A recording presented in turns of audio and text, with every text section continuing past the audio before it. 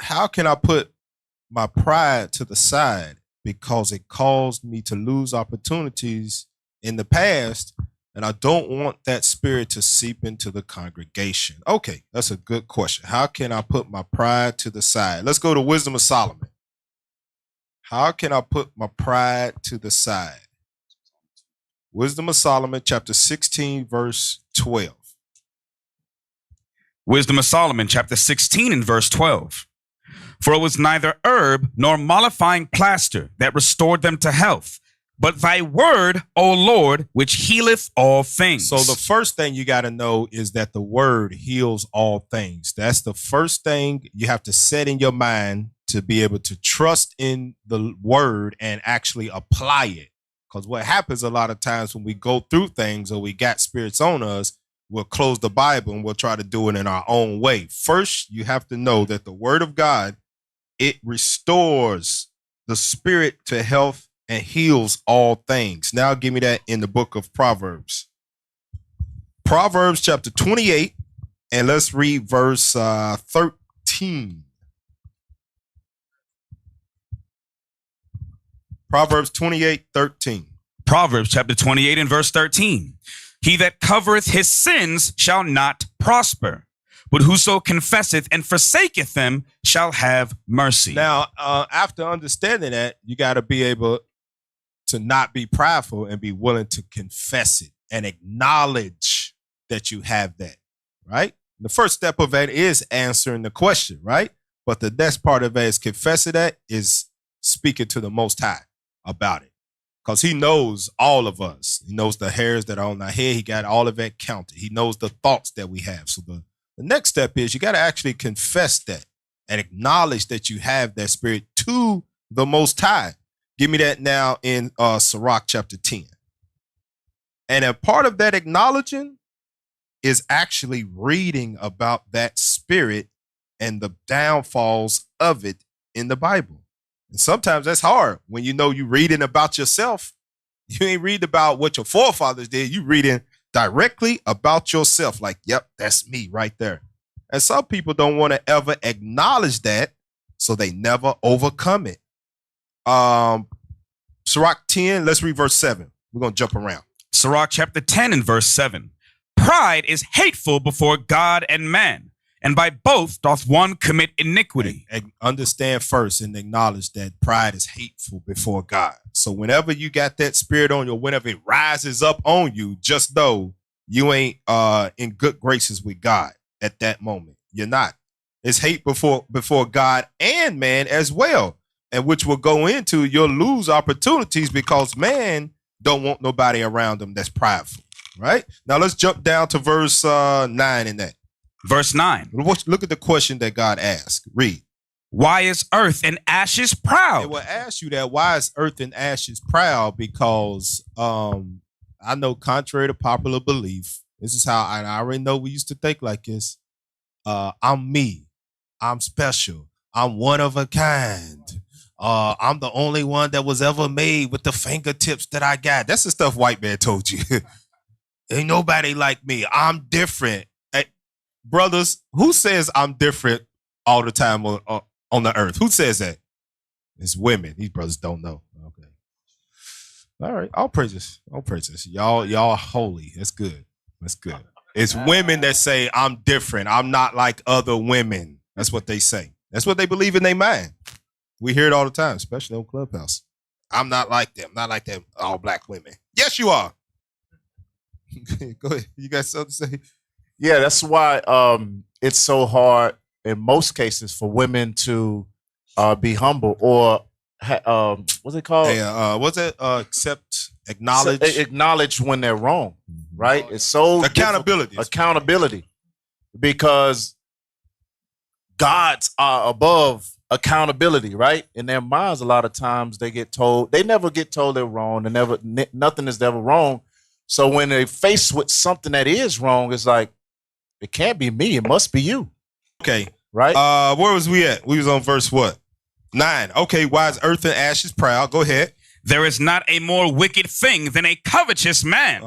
For such an one setteth his own soul to sale.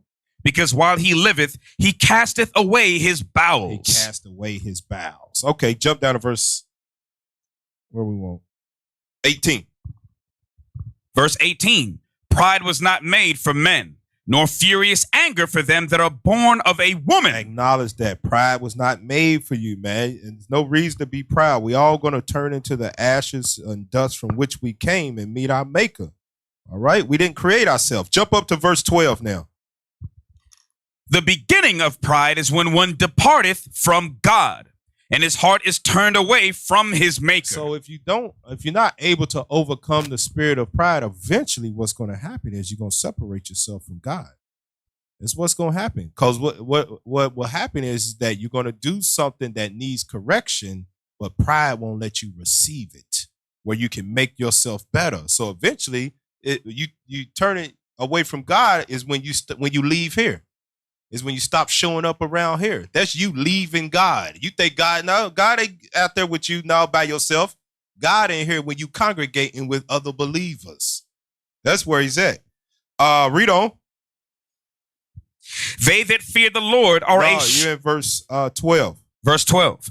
The beginning of pride is when one departeth from God, and his heart is turned away from his maker. Read on. For pride is the beginning of sin, and he that hath it shall pour out abomination.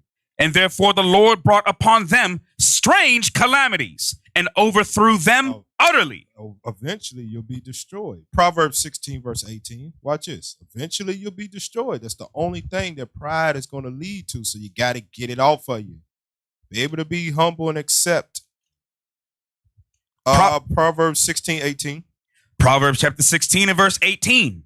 Pride goeth before destruction. Pride go what? Before destruction. That's because you separated from God, and ain't nothing ever came out of it from separating from God. No good ever came out of it when we walk by ourselves. What end up happening is when you separate from God and you being destroyed, you'll start walking in your own delusions of your own mind and saying, yeah, I'm good. I'm good. Everything else is jacked up around you. Everybody can see it. But you, because pride won't let you receive it, you are going to be destroyed. Read it again from the top. Pride goeth before destruction, and an haughty spirit before a fall. So give me that now, Matthew 17.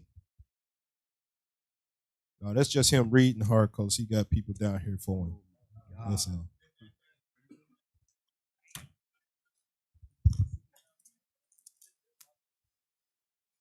He is reading extra hard, ain't he? Bless your heart. Lingo. Matthew 17, read verse 19 down to 21, last script. Matthew chapter 17 and verse 19.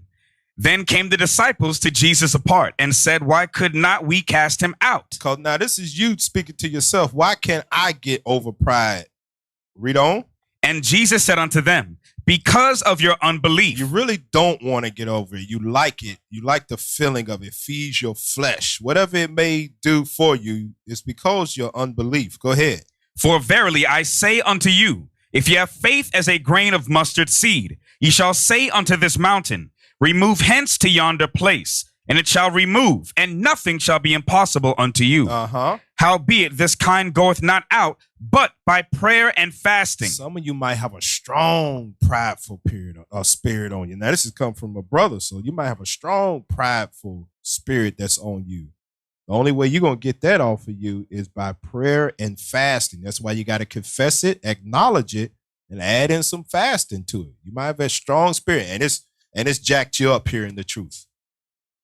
Good, Cat. There's no room for growth when you are prideful because you think that you are the top of the top, meaning you have no room for growth, spiritual growth, faith, reading, nothing. You say stuff like, oh, I know more than the bishop.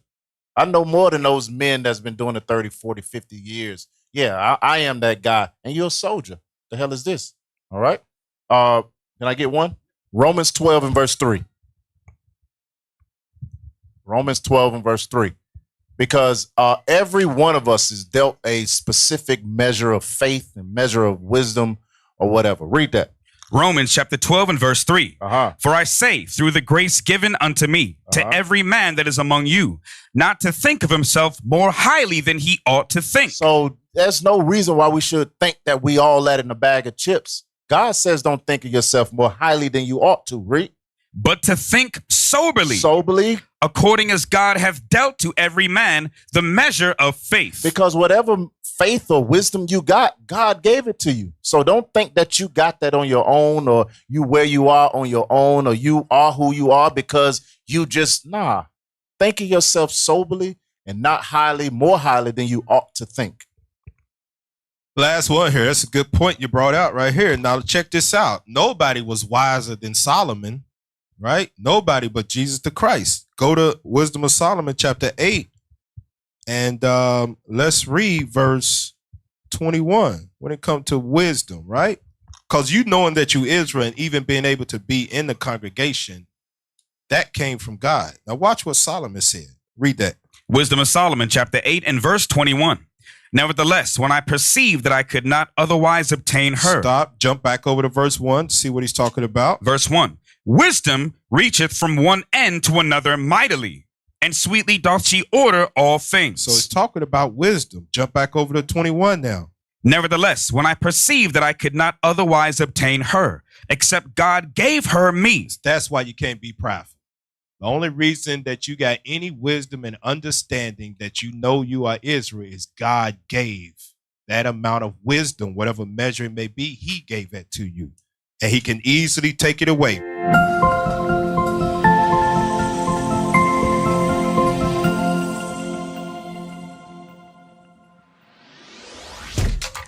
Shalom, Israel. This is Bishop Nathaniel. I want you to know that you can view all our Sabbath classes live on IUIC TV. That's right, I said on IUIC TV. Download the app today. Shalom.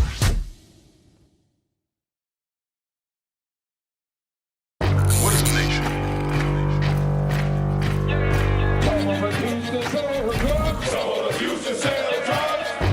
Nation is men leading by example.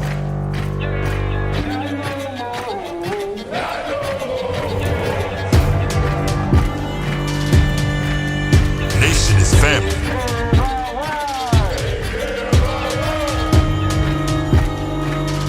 Nation is community.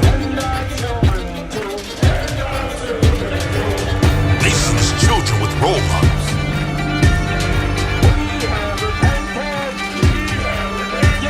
Nation is unity.